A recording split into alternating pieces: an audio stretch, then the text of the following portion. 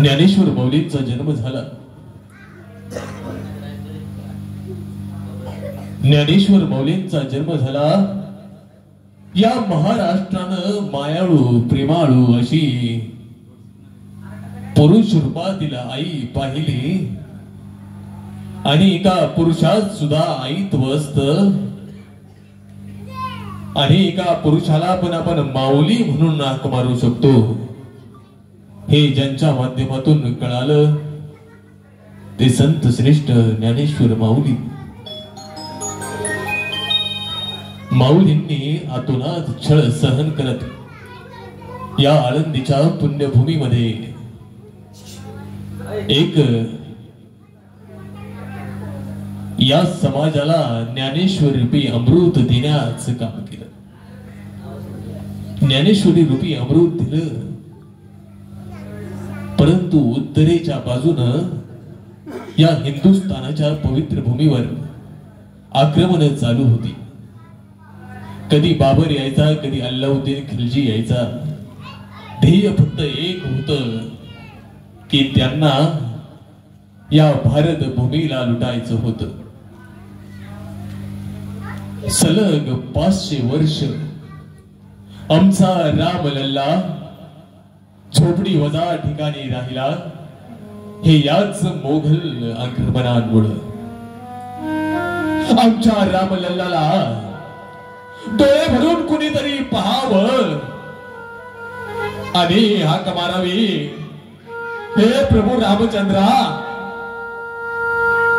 आमच्या या भारत भूमीमध्ये तुझी अशी अवस्था का रे?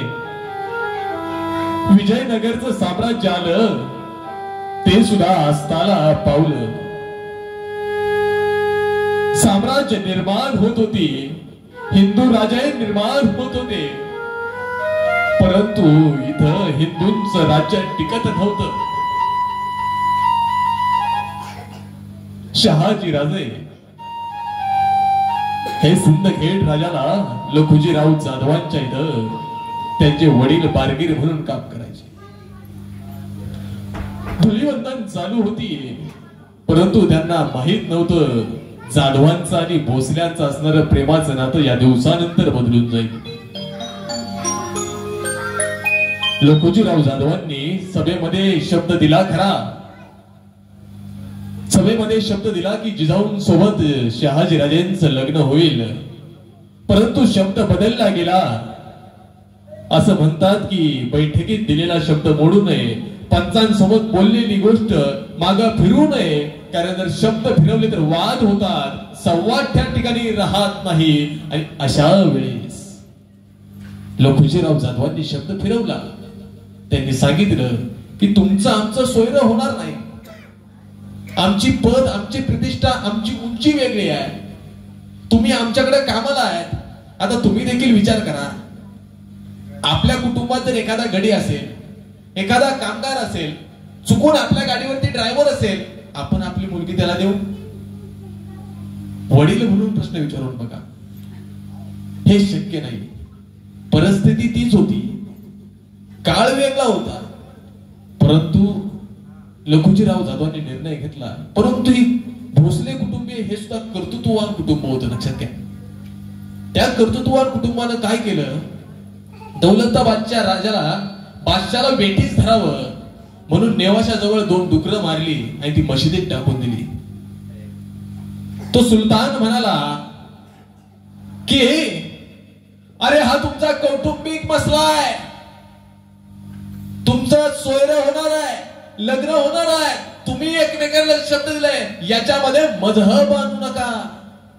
आणि आता त्या दौलताबादच्या बादशाहनं एवढी धास्ती घेतली होती की तो म्हणाला देवगिरीच्या किल्ल्यावरती, दौलताबाद देवगिरीच्या किल्ल्यावरती बादशाच्या डोळ्यासमोर राष्ट्रमाता राजमाता जिजाऊ साहेब आणि शहाजी राजांचं लग्न लागलं। लग्नाची धामधूम चालू होती। जिजाऊ आणि शहाजी राजे बोहल्यावरती चढले होते।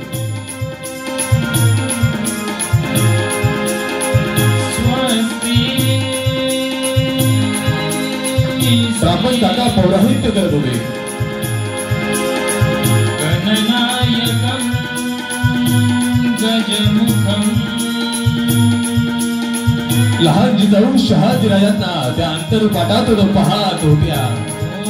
नवीन संसाराची स्वप्न रंगू लागली होती. सिद्धिदं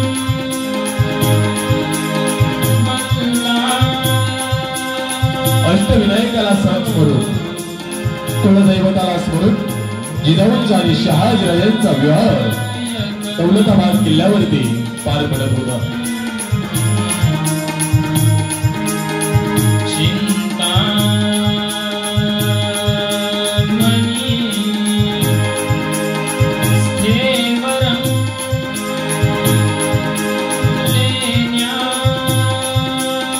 शहाजीराजे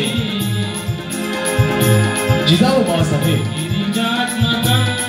आपल्या वडिलांचं घर सोडून आता परत व्हायचं आणि शहाजीराजांच्या संसारात रंग भरायचे. दोघांच्या समोर ध्येय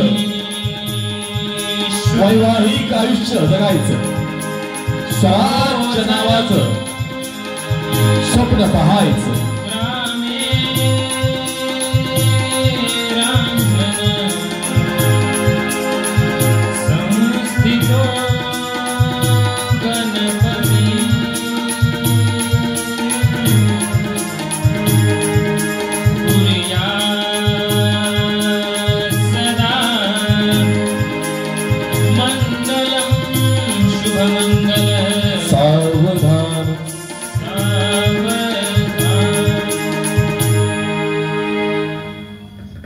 दौलताबाद किल्ल्यावरती जिजाऊंचं आणि शहाजीराजांचं लग्न लागलं.